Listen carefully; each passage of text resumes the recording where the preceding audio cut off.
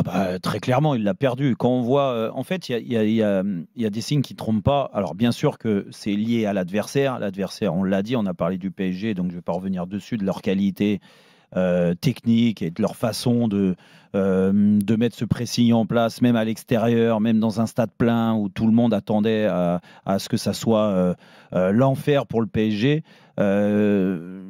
Quand tu veux que ça soit l'enfer pour un club, il faut tout faire pour que ça le soit, dans les attitudes déjà, et surtout sur les débuts de rencontre. On est passé par là.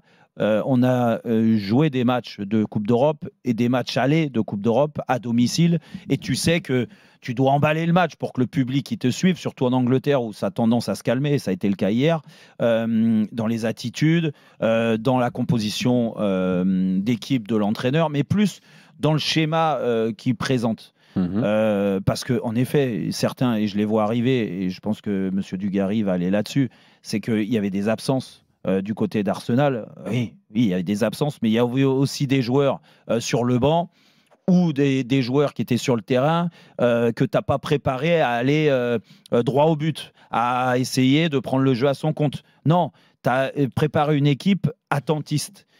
Quand tu es à domicile, qu'au bout d'une demi-heure, il y a 80% de possession de balle du Paris Saint-Germain contre 20 dans ton équipe, et que ta grande force quand même à Arsenal, surtout à domicile, pour ceux qui regardent le foot anglais ou même les matchs de Ligue des Champions, et le PSG l'avait subi il y a quelques mois aussi, en perdant 2-0, et ils t'ont confisqué le ballon parce que c'est leur grande force, parce que Arteta a grandi en tant que coach avec Pep Guardiola. Pep Guardiola, ce genre de prestations, même s'il n'y avait pas les mêmes joueurs, jamais ça aurait été le cas.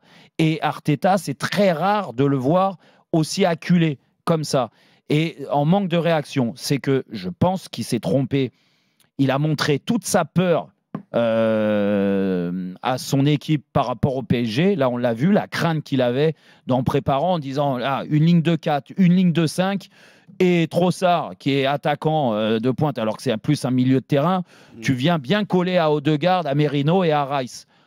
Écoute, quand tu récupères le ballon à 20 mètres de ton but, ce qui a été souvent le cas, c'est difficile de remonter 80 mètres sur un terrain. Et on l'a vu pendant quasiment toute la première mi-temps. Ça a été un peu mieux en deuxième mi-temps, en effet, ou peut-être lié au PSG, qui fatiguait physiquement, qui a reculé, qui a laissé jouer cette équipe d'Arsenal. Mais je suis désolé, une telle approche, il est forcément responsable. Et qu'est-ce qui me dit qu'il est d'autant plus responsable et qu'il a pris une leçon tactique de Luis Enrique? C'est que ses réactions après le match. Ces réactions, on a senti, vous l'avez vu au micro de Canal+. Enfin oui. Non, mais on l'a vu plus qu'on l'a entendu parce qu'il ne voulait pas aligner deux mots. Mais pas aligner deux mots, la frustration, l'énervement, et t'en fais pas, qu'il sait très bien que certainement qu'il en veut à certains joueurs qui n'ont pas été à la hauteur du rendez-vous, mais plus à lui dans l'approche, à se dire putain, je me suis trompé en fait. Je me suis trompé, j'ai été attentif, j'aurais jamais dû faire ça, et j'ai pris une leçon. Et voilà, donc moi je pense qu'il est responsable numéro 1 et qu'en effet, je m'attendais à voir un coach beaucoup plus inspiré par rapport à Luis Enrique.